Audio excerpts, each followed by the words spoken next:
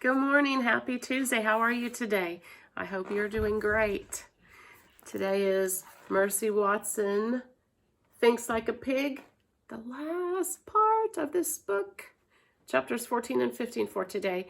As you know, it is written by Katie Camillo and illustrated by Chris Van Dusen. Mercy decided that she had had more than enough of nothing. Remember, she's at a tea party with Stella and Frank. She stood up. She was going home. Suddenly, there was a high-pitched yell.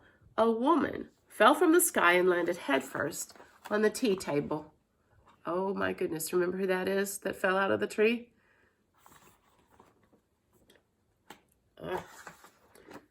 Stella screamed. Frank screamed even louder. Mercy screamed loudest of all.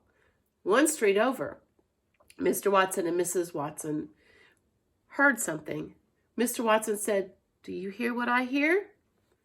"That's our darling," said Mrs. Watson. "That is our dear, and she is in trouble." Mr. and Mrs. Watson started to run. There you go. See that? That was chapter 14. Animal Control Officer Francine Poulet rolled off the table. She wrapped her arms around Mercy. "Think like a pig," she said. There we go. Mr. Watson and Mrs. Watson came running into the yard. "You found her," said Mrs. Watson.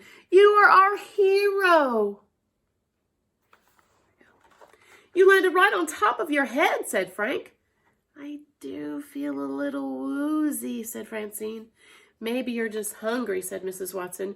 "Maybe you need some toast." "Toast?" said Francine. "Toast," thought Mercy. "These dogs are looking hungry too," said Mrs. Watson. "Would you fellows like some toast?" "I wonder if that's a good idea," said Francine Poulet as she let the dogs out of the truck. "What do you think about that?" Huh? Oh, my. "It's a wonderful idea," said Mrs. Watson. "Now, Stella, run next door and invite Eugenia and Baby to our small celebration. Tell them it is in honor of..." Mr. Watson turned to Francine. "What is your name, my dear?" "My name is Animal Control Officer Francine Poulet," said Francine, "and I've been trying to think like a pig." "Well," said Mr. Watson, "not just anybody can think like a pig. Not just anybody can be a porcine wonder." "I guess not," said Francine. "You keep trying, dear," said Mrs. Watson. "In the meantime, let's all go eat some toast." There he is talking to Francine. And there is our picture and the end of our story, end of our book. There we go. Now, yesterday we reviewed, and today we're learning more about George Washington. I hope that you enjoyed watching that video from yesterday. Make sure that you are watching those videos because I can see whether you've watched the videos or not. Not very many people are watching the videos. It's very, very, very important.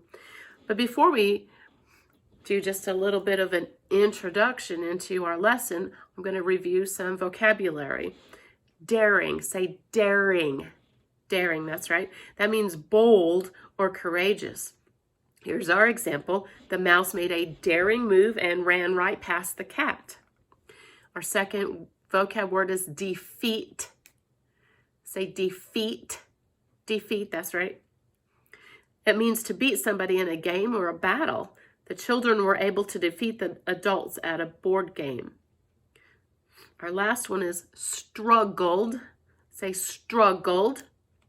I found it, the climbers struggled up the mountain. That means found it difficult and hard to work really hard at something. Remember, it's not okay, and when you were having trouble in school, it is not to say that word, remember? Can't. Yeah, we don't say that word.